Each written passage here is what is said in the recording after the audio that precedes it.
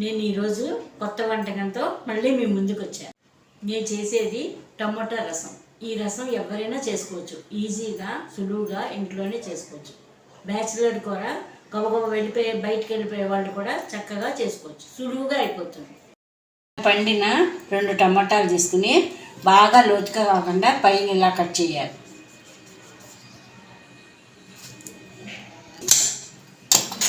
ఒక గిన్నెలో వేసుకుని ఉడకపెట్టుకోవాలి. ఇలాగా వాటర్ పోసుకుని ఉడకబెట్టుకోవాలి. టమోటా మెత్తపడేదాకా ఉడకబెట్టుకోవాలి. దీంట్లో కొద్దిగా సాల్ట్ వేసుకోవాలి. ఇలా నానబెట్టుకున్న చింతపండు ఇలా గుజ్జుగా రసం తీసుకొని పక్కన పెట్టుకోవాలి. ఇలా చింతపండు రసం తీసుకుని పక్కన పెట్టుకోవాలి.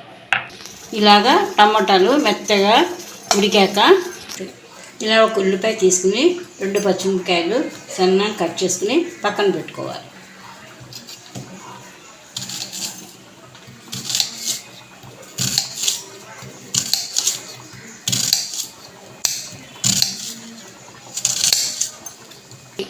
ఇలా టమాటాలు మెత్తగా ఉడికాయి. ఈ తొక్క తీసేసుకుని గుజ్జు తీసుకుని ఉడికిన టమాటాలు పైన తొక్క తీసేసుకుని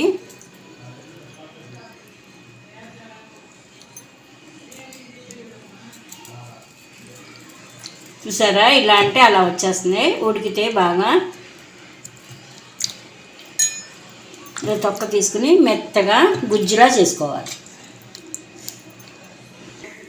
ఇలాగా గుజ్జులా చేసుకుని చింతపండు టమాటా తొక్క అంతా తీసేయాలి.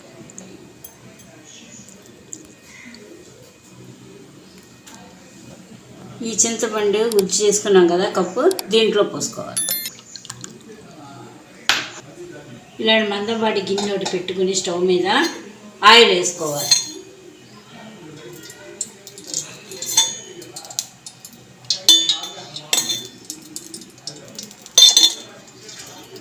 కొద్దిగా ఆయిల్ వేసుకుని నూనె వేడెక్కాక ఆవాలు కాస్త మినపప్పు కొద్దిగా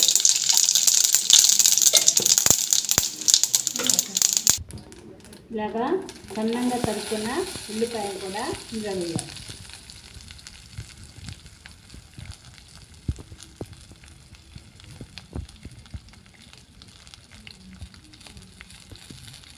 ఇలా 2 పచ్చిమిరపకాయలు ఇలా పొడిగా పోసుకుని ఇది కూడా అందులో వేయించాలి.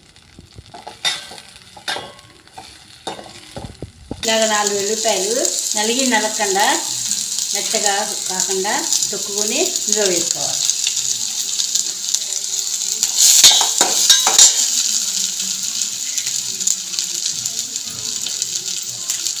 రెండు ఎండుమిరపకాయలు,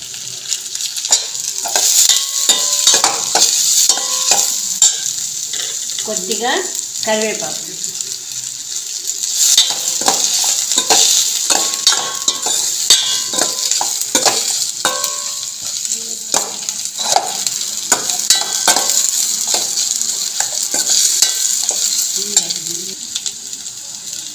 కొద్దిగా ఇంగువ,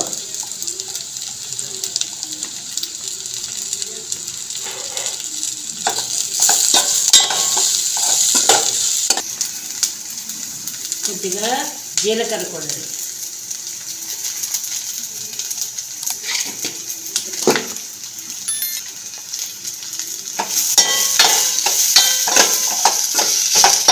ఈ గుజ్జు తీసుకున్నాం కదా చింతపండు రసం, అది పోసి ఒక్క చిన్న గ్లాసు వాటర్ పోయాలి. ఈ గ్లాస్ తోటి 1 గ్లాస్ పోసాను, సరిపోతే ఇంకో గ్లాస్ కూడా పోయాలి.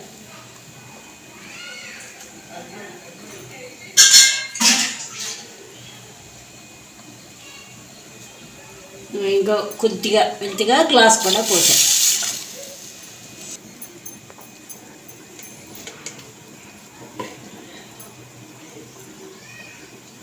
కొద్దిగా పసుపు,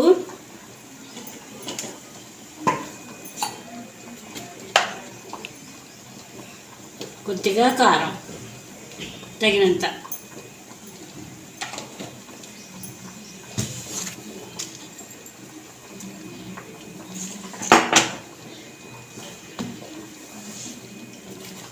సాల్ట్ కూడా తగినంత వేసుకోవాలి.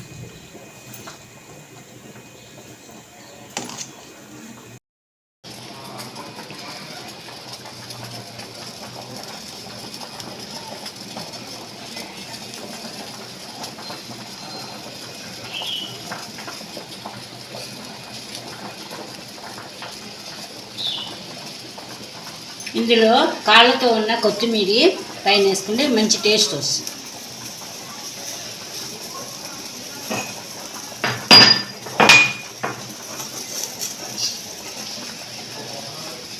మిరియాలు కచ్చబిచ్చ మెత్తగా కాకుండా కచ్చబిచ్చ తొక్కుని మిరియాలు కూడా ఇందులో వేసుకోవాలి.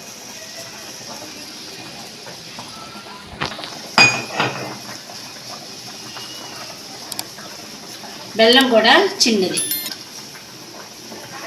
ఇలాగా ఎంతసేపు మరిగితే అంత టేస్టీ, మంచి స్మెల్ వస్తుంది.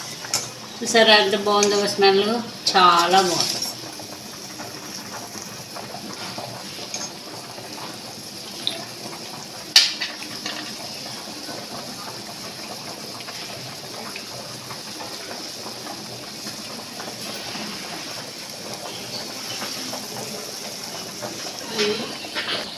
ఇది ఇంట్లో చేసుకున్న రసం పొడి, నేను ఇంట్లో చేశాను. కాస్త మీకు కూడా చూపిస్తాను. ఇదే వేస్తే మంచి టేస్ట్ వస్తుంది.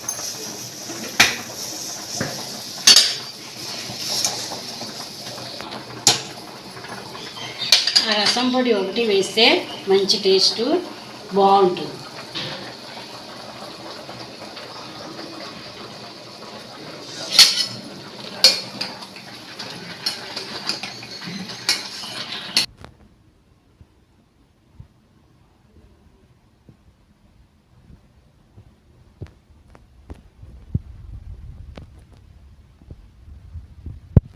అయిపోయింది రసం. ఇంకా స్టవ్ కట్టేసి టేస్ట్ చూద్దాం.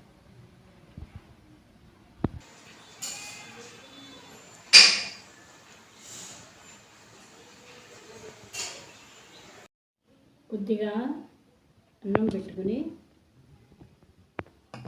కొద్దిగా రసం టేస్ట్ చూద్దాం.